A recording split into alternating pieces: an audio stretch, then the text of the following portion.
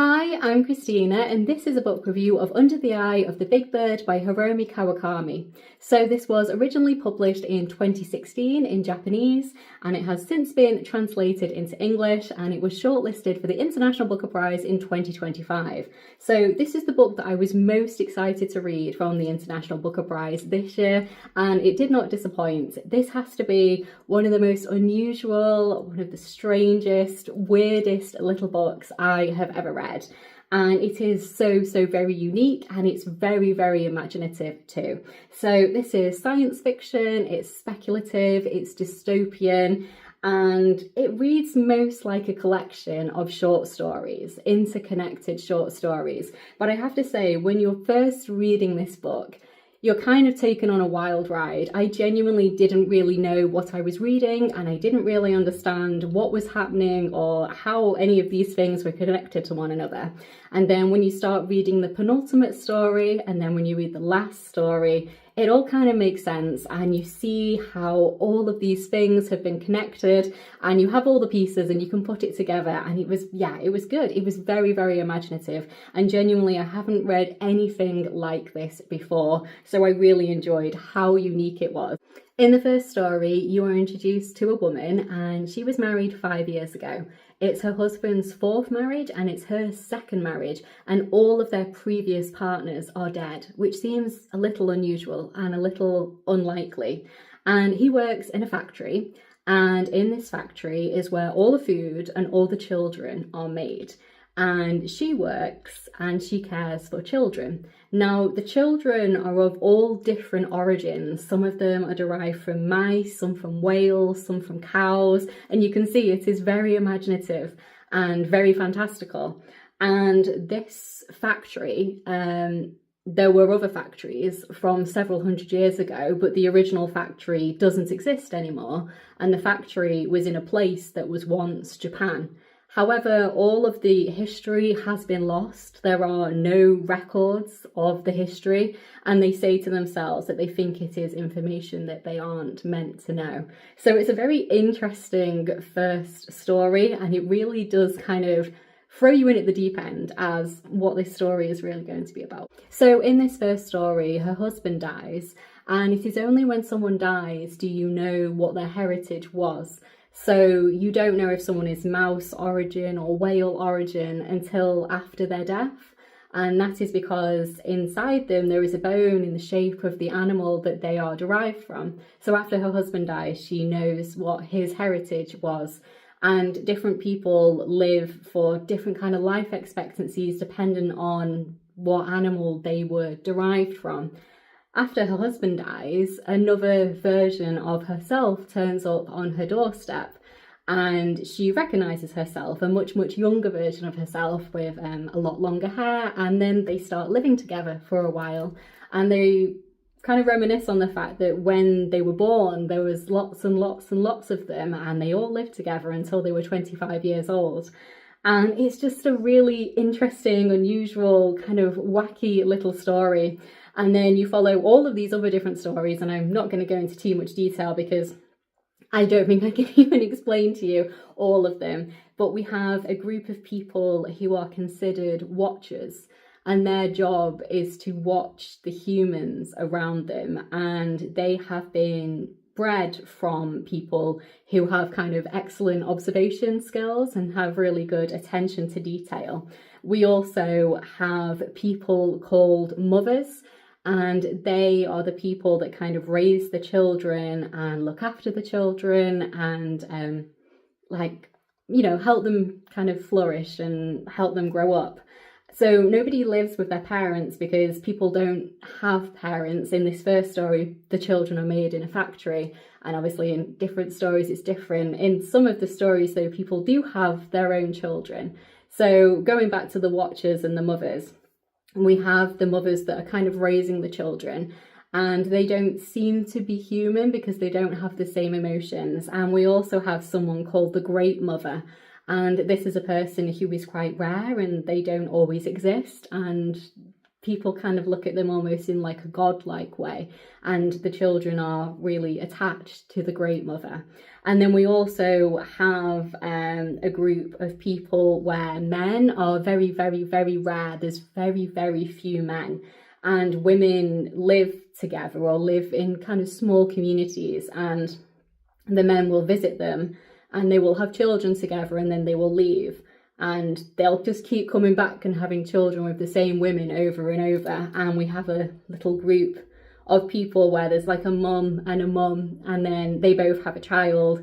Obviously their children are cousins because everyone has the same father, and then you see them kind of raise children, and it's kind of the men's job to travel and have children with different women because men are so rare. And obviously every time there's babies, they're more likely to be girls, and if you have a boy, it's very, very rare and they might be taken away from you.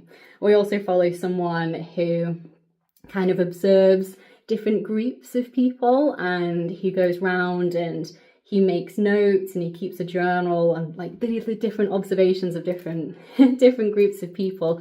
And it is really, really interesting. And like I say, I'm not going to get too much into the nitty gritty of it. One final little thing I will say, there's also kind of a group of people and their naming strategy is quite different. So someone might be called like 7 of 18 and they might be married to like 9 of 15, and then they don't have names like traditional names. They're all like a number of a number. And yeah, it's very interesting. It's very unique. It's very, very imaginative. It is very unlike anything I've ever read before.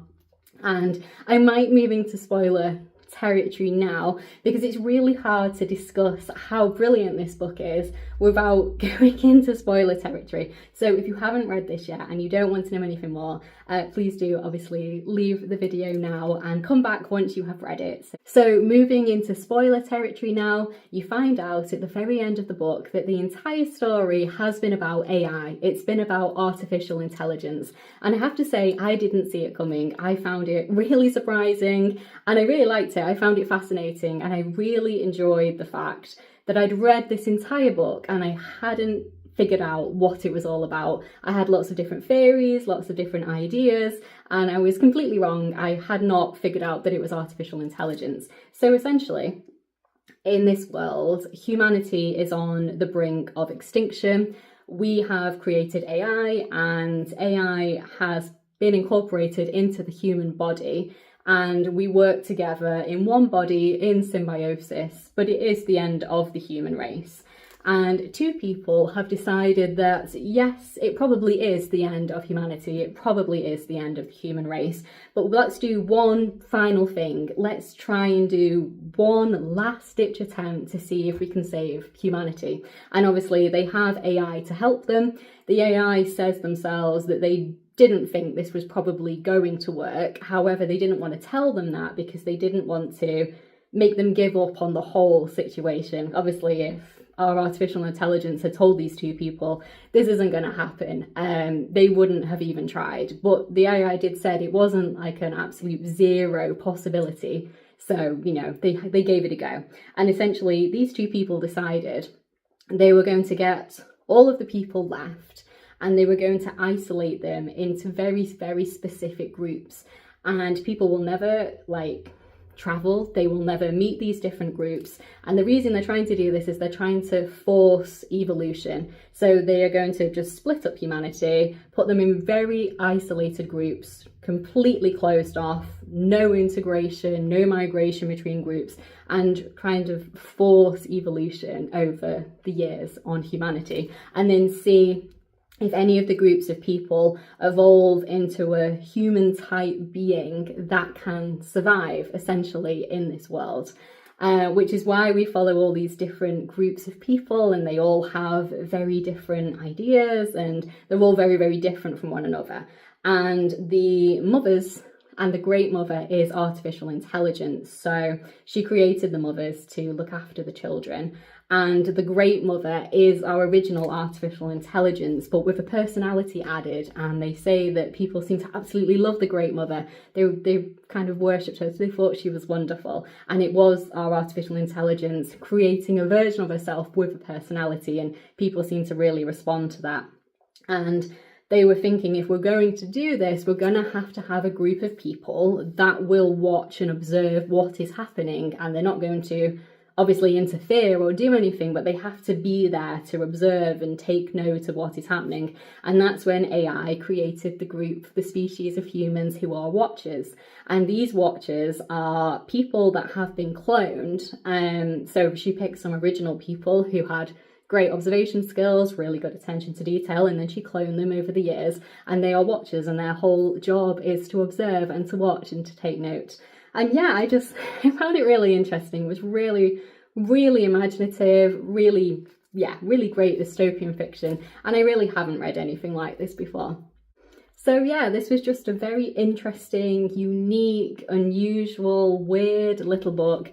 So much imagination, very fantastical at times, just a really, really interesting concept, and I really like how this author's brain works.